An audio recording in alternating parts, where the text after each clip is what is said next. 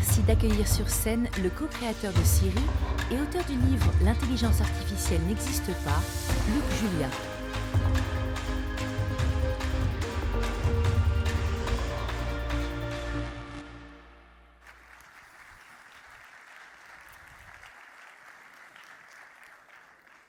Bonjour, donc je suis Luc Julia, je suis facilement reconnaissable parce que je suis le garçon avec la chemise hawaïenne.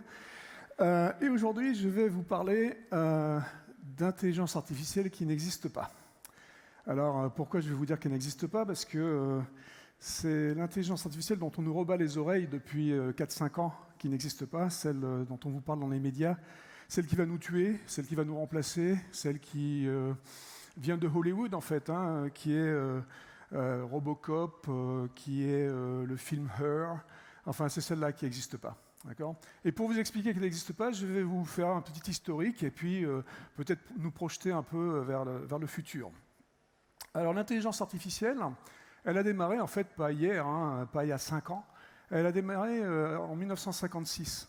En 1956, il y avait des savants très intelligents qui ont décidé d'appeler un domaine l'intelligence artificielle parce qu'ils avaient réussi, ils croyaient, avoir réussi à modéliser un neurone avec des fonctions mathématiques. Et donc, s'ils avaient modélisé un neurone, ils avaient modélisé un réseau de neurones. Un réseau de neurones, c'est pas autre chose qu'un cerveau c'est l'intelligence. Donc, ils avaient modélisé l'intelligence. C'est stupide, évidemment, on va le montrer assez facilement. Donc, mais malheureusement, ils ont donné le nom à ces méthodes. Ils ont donné le nom d'intelligence artificielle. Moi, je vais faire remonter, en fait, l'intelligence artificielle à bien avant ça. Parce que qu'est-ce que c'est que l'intelligence artificielle? L'intelligence artificielle, c'est pas autre chose qu'un outil, qu'une collection d'outils, une boîte à outils. Donc moi, en tant que Français franchouillard de base, je fais remonter l'intelligence artificielle en 1642. 1642, c'est quoi? C'est notre ami Pascal qui invente la Pascaline, la première machine à calculer qui fait des additions et des soustractions, qui font très très bien des additions et des soustractions, bien mieux que nous, et je vais vous le prouver en vous demandant combien fait 1799 plus 467. Voilà. Donc, vous ne l'avez pas, la machine l'aurait eu en 3 secondes. D'accord, à l'époque, 3 secondes, c'est long, peut-être pour aujourd'hui, mais c'était pas mal du tout. Et elle avait bon à chaque fois. D'accord. Donc ça, c'est de l'intelligence artificielle. Okay, revenons à nos amis là, en 1956. Malheureusement pour eux, ils se sont attaqués, en plus du fait d'avoir choisi le mauvais nom, ils se sont attaqués à quelque chose qui était certainement le plus compliqué, c'est le langage naturel. Descartes disait le langage est le propre de l'homme. Effectivement, c'est un truc un peu compliqué.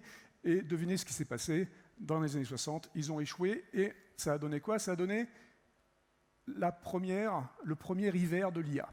L'hiver de l'IA, c'est quoi? C'est les gens qui donnent plus de sous pour faire de la recherche. On arrête tout parce qu'on nous a menti, parce qu'on nous a fait croire des choses qui n'étaient pas vraies. C'est exactement ce qui peut se passer aujourd'hui.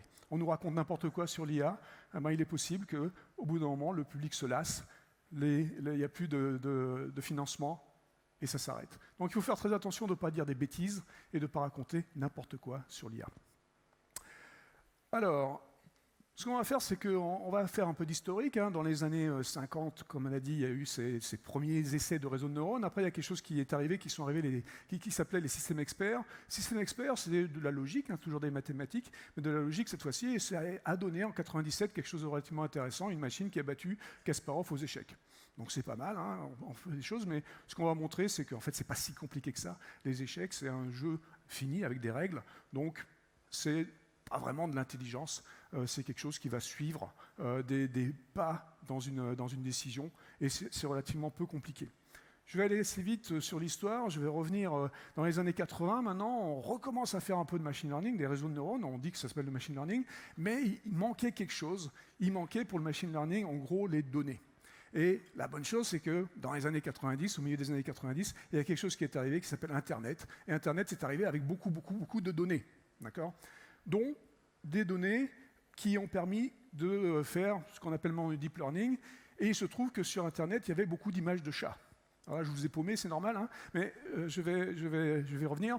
Donc il y avait beaucoup d'images de chats, pourquoi? Parce qu'il y avait plein de gens qui prenaient des chats en photo, ils disaient « Oh, c'est mon kitty, c'est mon chaton, dadada ».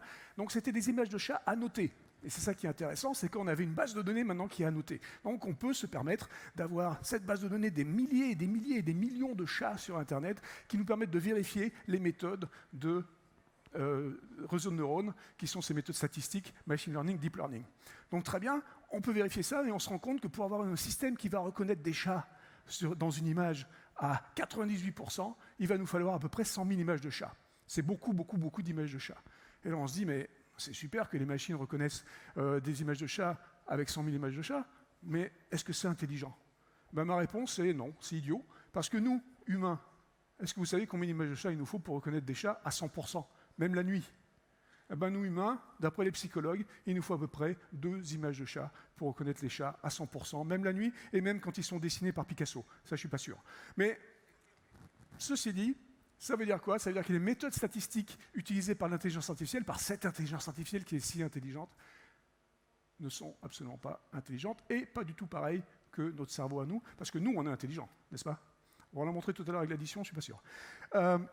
Donc, ceci dit, maintenant, on va montrer un autre exemple. On va expliquer pourquoi vraiment cette intelligence artificielle n'a strictement rien à voir avec ce que nous, on fait avec notre cerveau. L'autre exemple, il date de 2016. 2016, maintenant, alors la machine bat le champion du monde de Go. Alors, le Go, c'est compliqué. C'est encore plus compliqué que les échecs, d'accord? Alors, le Go, c'est un jeu qui est en fait mathématiquement pas fini, d'accord? C'est un peu plus compliqué. Les scientifiques vont nous dire qu'il y a, les mathématiciens vont nous dire qu'il y a entre 10 puissance 172 et 10 puissance 752 coups. Bon, inutile de dire qu'on ne sait pas, d'accord? Ça fait beaucoup de coups. Et donc, la vérité, c'est que, bon, c'est l'infini, en gros, pour nous, d'accord? Donc, beaucoup de coups. Donc, cette fois-ci, on ne fait pas ça avec un système expert, on fait ça avec du machine learning, du deep learning, et on va faire ça avec une machine qui est très, très grosse. Et c'est ça à quoi je vais m'intéresser tout de suite. Je vais regarder cette machine-là. Cette machine, en 2016, elle s'appelle DeepMind, et elle a 1500 processeurs, CPUs, d'accord? 1500. 300 GPUs. Les GPUs, c'est des processeurs un peu plus costauds qui font du graphisme, d'accord, qui font du calcul matriciel. Et elle a 30 TPUs. Les TPUs, c'est encore une autre bestiole, c'est d'autres chips, encore d'autres puces informatiques qui sont faites par Google, qui font du TensorFlow, pour ceux qui connaissent les méthodes de machine learning. Bon, bref, en gros, c'est 2000 ordinateurs. 2000 ordinateurs pour jouer au Go. OK? Donc, 2000 ordinateurs, en gros, c'est un petit data center. Un petit data center, c'est 440 kilowatts. 440 kilowatts pour jouer au Go. Alors la question c'est, mais nous, le gars là, le petit Coréen qui s'est fait battre par la machine, combien il a lui? Lui il a que ça, hein, d'accord, pour jouer au Go. Et ça là, la plupart d'entre vous, le matin peut-être un peu moins, mais la plupart du temps, c'est combien ça? Vous avez une idée? Ça c'est 20 watts, d'accord? Et puis ça fait d'autres choses que jouer au Go. J'espère. D'accord? Donc, on fait plein de trucs, on est multimodaux avec 20 watts contre la machine qui, elle, est à 440 kilowatts. Ces systèmes qu'on est en train de fabriquer, non seulement ils ne sont pas du tout comme nous, mais en plus, ils sont dangereux. Peut-être qu'on va dans le mur si on continue à construire des systèmes de plus en plus gros tout le temps avec plus de data, plus de processing pour jouer au Go. Donc il va falloir à un moment donné choisir ce qu'on veut faire avec ces machines. Parce que si on continue à construire des machines comme ça, avec plus et plus et plus de data, comme on veut aujourd'hui avec le deep learning, on va directement dans le mur, il n'y a pas assez d'énergie. Okay? Donc il faudra réguler peut-être, il faudra qu'on choisisse. Est-ce qu'on veut essayer de guérir le cancer du sein ou est-ce qu'on veut jouer au Go? Okay? Donc réfléchissons à ça un peu. Ok, je vais aller assez vite sur maintenant les données. Alors le problème, c'est les données, comme on a dit tout à l'heure. C'est bien, on avait sur Internet des chats, c'était super. Ça nous permettait de prouver qu'on pouvait faire un reconnaisseur de chats. Mais de temps en temps, on veut faire des programmes qui sont un peu plus compliqués. Et là, en l'occurrence, en 2016 aussi, il y a Microsoft qui a dit « Je vais faire un chatbot sur Twitter pour pouvoir promouvoir mes produits. » Et donc, ça va dialoguer avec les gens et puis ça va promouvoir mes produits, ça va être super. Alors vous avez peut-être entendu parler de l'histoire de ce chatbot qui s'appelle Tai. Ce chatbot, dans l'histoire des chatbots, alors en 2016, ce n'était pas une histoire excessivement longue, hein, mais dans l'histoire des chatbots, c'est devenu le chatbot le plus raciste et sexiste de l'humanité. Okay? Donc le truc, au bout de quelques heures, il s'est mis à insulter les blacks et les femmes. Okay? Bon. Alors on se dit, mais c'est quand même un peu embêtant. Qu'est-ce qui s'est passé? Alors il y a des bugs, hein, on fait des bugs en informatique, on est spécialiste en bugs quand même. Il y en a qui l'appellent des features, mais en fait c'est des bugs. Et donc il y a eu deux sortes de bugs. Alors, on ne communique pas trop, on ne veut pas, mais bon, on analyse le système et on se demande qu'est-ce qui peut se passer. Le premier bug, ça s'appelle un bug d'adaptabilité, donc c'est un bug de logique simplement. Vous créez un chatbot pour Twitter, vous voulez ressembler au public auquel vous vous adressez. Il se trouve que sur Twitter, moi je ne sais pas, j'y suis pas, mais il se trouve que sur Twitter, au bout de 2-3 interactions, on s'insulte. Donc là, le système marchait assez bien. Au bout de 2-3 interactions, il a insulté les gens. Bon, ça c'est facile à changer, il suffit de baisser un peu le facteur d'adaptabilité, comme ça vous contrôlez la manière dont le système se comporte, et donc vous contrôlez le message. Bon, ça c'est un bug relativement facile. L'autre bug, il est beaucoup plus insidieux, c'est un bug de données biaisées. Et donc c'est ça qui est relativement embêtant. Vous avez certainement entendu parler tout à fait récemment, par exemple, les cartes de crédit Apple, pour quelqu'un qui gagnait, pour une femme ou un homme qui gagnait exactement la même chose, qui avait le même profil, etc., la femme avait un crédit de moitié de celui de l'homme. C'est un bug de data, c'est data biaisé. Le système part sur quelque chose qui est faux. D'accord ? Et là, en l'occurrence, trouver pour un chatbot des dialogues annotés, c'est compliqué. D'accord ? C'est pas facile, on ne trouve pas ça sur Internet, il faut que ça soit annoté, c'est ça le problème. Il se trouve qu'il y a une base de données qui s'appelle Switchboard, qui existe depuis les années 50, et cette base de données, elle est disponible pour les gens qui font de la reconnaissance de la parole ou du langage naturel, et elle réunit des millions et des millions de conversations depuis les années 50 sur tous les États des États-Unis. Et en fait, c'est annoté, c'est retranscrit, toutes les conversations sont retranscrites. C'est en gros des conversations téléphoniques entre des gens à propos de leur machine à laver, entre des gens et un call center. Okay ? Donc beaucoup de données. Donc, j'imagine là, le gars qui est en charge du système, il dit bon, il faut que je prenne un sous-ensemble parce que là, il y a trop de données cette fois-ci. Donc je vais prendre années 50, allez, tous les États des États-Unis à Alabama. Vous l'avez? Non? Alabama, années 50, raciste. Bon. Enfin bref, c'est pas grave. Le truc, il est parti avec des données biaisées, et donc il ne pouvait pas vraiment s'en sortir après ça. Au bout de 16 heures, Microsoft a été obligé de débrancher le chatbot parce qu'il était devenu absolument infernal, très raciste et sexiste. Un truc très rapide, je veux parler de l'intelligence artificielle qui est une boîte noire. On nous saoule aussi avec ça, on nous dit l'intelligence artificielle est une boîte noire, c'est inexplicable, donc on ne peut pas avoir confiance. Alors moi, je vais juste vous dire, je n'ai pas le temps de prouver aujourd'hui ça, mais ce sera avec plaisir si vous avez le temps, one-on-one. Mais en gros, ce que je veux dire, c'est qu'il n'y a pas d'inexplicabilité en IA. D'accord ? Tout est explicable par les gens qui créent les algorithmes, par les gens qui choisissent les données. Comme je viens de le prouver juste avant, on peut se tromper dans les algorithmes, on peut se tromper dans les choix des données, d'accord ? Mais on peut toujours expliquer ce qu'on fait. Donc il n'y a pas d'inexplicabilité mathématique. C'est-à-dire qu'au moment où je fais un choix algorithmique, je comprends ce que je fais, je sais ce que je fais. Il peut y avoir une inexplicabilité pratique. C'est-à-dire que comme il y a beaucoup de calculs qui se font sur des millions et des millions de données, il est possible qu'à un moment, on perde le fil de la donnée. C'est un peu ce qui s'est passé avec le chatbot dont je parlais juste avant. Mais en gros, il n'y a pas d'inexplicabilité, donc on peut tout expliquer si on a envie. Il nous faudra peut-être un jour une IA pour aller expliquer comment une autre IA se comporte. Parce qu'elle va faire des calculs aussi rapides, et elle va pouvoir expliquer pas à pas ce qui s'est passé. Mais je n'ai pas trop le temps de développer, parce que je vais vous parler d'une chose qui m'horripile, encore plus que l'inexplicabilité, je vais vous parler de la voiture autonome. Alors, j'ai un scoop pour vous, la bonne nouvelle, c'est que vous allez partir de cette conférence avec une nouvelle idée, enfin quelque chose que vous allez pouvoir diffuser au monde. Vous allez pouvoir leur dire que la voiture autonome niveau 5, celle qui va être complètement autonome, qui va toujours marcher dans n'importe quelle situation, la voiture autonome niveau 5 n'existera jamais. Okay ? Donc, je vous le dis aujourd'hui, et je vais vous le prouver aussi, mais je vais vous dire juste qu'en 2018, à CES 2018, CES c'est la conférence qui se passe à Las Vegas tous les ans, la grosse conférence d'informatique, on va dire, CES 2018, on disait « Oh, la voiture autonome niveau 5 arrive dans 5 ans. 5 ans, il y aura des voitures autonomes, ça c'est super. Très bien. CES 2019, 15 ans. Dans 15 ans, la voiture autonome arrive, ça va être super. Okay. CES 2020, 30 ans. Dans 30 ans, on aura... Alors bon, moi je vous le dis, hein, c'est jamais. Jamais comme dans jamais. Vous voyez, jamais. Et donc, pourquoi jamais ? Deux exemples. Un exemple très simple, ça s'appelle, pour les Français, c'est super facile à comprendre, ça s'appelle la place de l'Étoile à 18h. D'accord ? Place de l'Étoile à 18h, vous mettez une voiture autonome à l'entrée.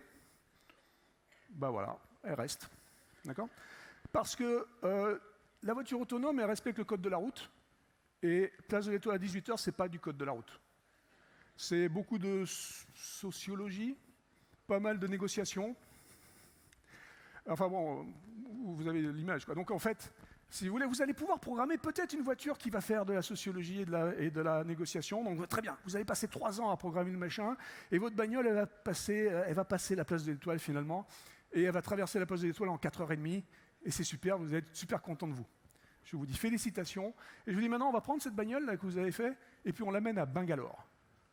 Alors, bon, vous connaissez peut-être pas Bangalore, mais si la place de l'Étoile, c'était là, vous voyez, Bangalore, c'est champion du monde. Vous voyez, bon. Donc, tout ça pour dire que la voiture jamais ne s'adaptera à toutes les situations comme nous, on s'adapte à toutes les situations. Et pour ça, je vais vous donner un autre exemple qui est encore plus flagrant. Et c'est un exemple intéressant parce qu'il est donné par Waymo. Waymo, c'est la boîte de Google qui est certainement la plus avancée en voiture autonome aujourd'hui. Et Waymo récemment a released, je suis désolé pour les anglicismes, released sur YouTube toutes les vidéos des 11 millions de miles qu'ils avaient parcouru au mois de mars 2019. Maintenant, ils sont à 20 millions de miles, hein, donc c'est beaucoup. Donc ces vidéos, elles sont là, et vous voyez donc des voitures qui conduisent dans les rues de Palo Alto, de Mountain View, enfin, et d'autres villes des États-Unis. Et donc, c'est très très chiant comme vidéo, hein, il ne se passe rien. Enfin, bon, mais bon, évidemment, quand ça a été released, encore une fois, moi j'étais fasciné, donc j'ai été voir. Alors mon fils me dit que je suis idiot parce que c'est quand même inintéressant complètement, mais bon, je suis allé voir, et j'ai eu raison, parce que j'ai trouvé au moins une pépite, et la pépite c'est la suivante. Alors vous voyez une bagnole qui conduit, donc vous avez une caméra qui est derrière le pare-brise, et la voiture conduit dans les rues de Mountain View, c'est très chiant, hein, bon, il ne se passe rien, et tout à coup au milieu de rien, justement, la voiture s'arrête. Et au bout de 2 secondes, elle reprend. Au bout de 2 mètres, elle s'arrête. Elle reprend, elle s'arrête. Et comme ça, 4-5 fois. Et là, on sent qu'il y a toujours un opérateur, hein, on sent que l'opérateur reprend le volant, et puis, bon, continue à conduire, et s'en va, parce que les mecs derrière, ils vont commencer à être un peu énervés. Mais qu'est-ce qui s'est passé? Alors là, vous regardez la vidéo un peu plus. Alors, les vidéos ne sont pas d'excellente qualité, mais vous regardez et vous voyez que sur le trottoir, il y a 2 gars qui sont en train de marcher sur... Là, 2 gars qui marchent sur le trottoir. C'est pas très très grave. Mais vous regardez encore un peu mieux le truc, et vous voyez qu'un des 2 gars qui marche sur le trottoir, sur son épaule, il a un panneau stop. Celle-là, vous l'avez eu, hein, c'est marrant. Donc, nous, enfin vous voyez un bouffon avec un panneau stop sur le bord de la route qui marche sur le trottoir, vous vous arrêtez pas. J'espère. La voiture, elle est programmée pour s'arrêter quand il y a un panneau stop. Nous, on s'adapte. L'intelligence artificielle, si elle n'a pas vu le cas, c'est-à-dire que s'il n'y a pas eu ça dans les données globalement, si on ne peut pas extrapoler, et si il n'y a pas eu une règle, le gars, l'ingénieur qui aurait mis la règle, s'il y a un mec avec un panneau de stop sur l'épaule, sur le trottoir, tu t'arrêtes pas, il faut l'embaucher tout de suite, le gars. Hein. Donc s'il n'y a pas la règle et s'il n'y a pas les datas, on n'y arrive pas. OK? Bon, ça c'est réglé. Siri, je n'ai pas le temps de vous en parler. J'aime pas parler de l'intelligence artificielle parce que ça m'énerve, comme vous avez compris. J'aime bien parler d'IA, j'appelle ça l'intelligence augmentée. Ce n'est pas une discipline, c'est notre intelligence qui est augmentée par les outils. D'accord? Et justement, quand on parle d'intelligence, on va parler vite fait des intelligences ici. Alors, je ne vous ai pas parlé d'intelligence humaine trop, mais je vais vous parler des intelligences. On est quand même pas mal. Ça, c'est le tableau des intelligences. Alors, nous, les humains, entre 0 et 100, 0 Trump, 100, un génie. Okay? Alors, nous, on est là. D'accord? On est pas mal. On est plutôt moyen, d'accord, dans tout. Mais dans tout et n'importe quoi, on a une opinion. Même si on ne sait pas, on sait. Hein, surtout les Français. Donc, même quand ça n'existe pas encore, on aura une idée sur le truc. On est infini et continu. Les intelligences artificielles, comme je vais vous montrer ici, les intelligences artificielles, elles ne sont pas continues. Elles sont discrètes. Dans chacun des domaines, vous allez avoir des intelligences artificielles qui vont faire quelque chose de très bien. Elles vont faire quelque chose de très bien, de très spécifique. Des fois, elles vont nous battre largement. Comme par exemple, aux échecs, elles sont à 100%, d'accord? Si vous gagnez contre un jeu d'échecs informatique, c'est que vous avez mis au niveau 2. D'accord? Au Go, c'est magnifique, c'est encore plus que ça, d'accord? C'est l'infini, donc c'est plus que l'infini. Donc le truc, c'est un plus qu'un génie, d'accord? On s'en fiche. La voiture niveau 4, c'est super. D'accord? Niveau 5, elle n'existera jamais, vous avez compris, hein, vous direz ça aux gens dehors. Niveau 4, ça va être génial. Ça va permettre d'éviter 90% des accidents. Donc surtout, il ne faut pas s'arrêter, il faut continuer. D'accord? Dans n'importe quoi, quel que soit le truc qu'on fasse, on va pouvoir créer des systèmes qui sont meilleurs que nous. Ça s'appelle des outils. S'ils ne sont pas meilleurs que nous, ce n'est pas un outil, donc ça ne sert à rien. D'accord? Donc on va créer des outils. L'intelligence artificielle n'est qu'un outil, c'est nous qui avons le contrôle, c'est nous qui décidons, c'est nous qui avons le manche du marteau. Mais des fois, le marteau, on ne l'utilise pas correctement. Et c'est pour ça que des fois, il faut réguler. Merci beaucoup.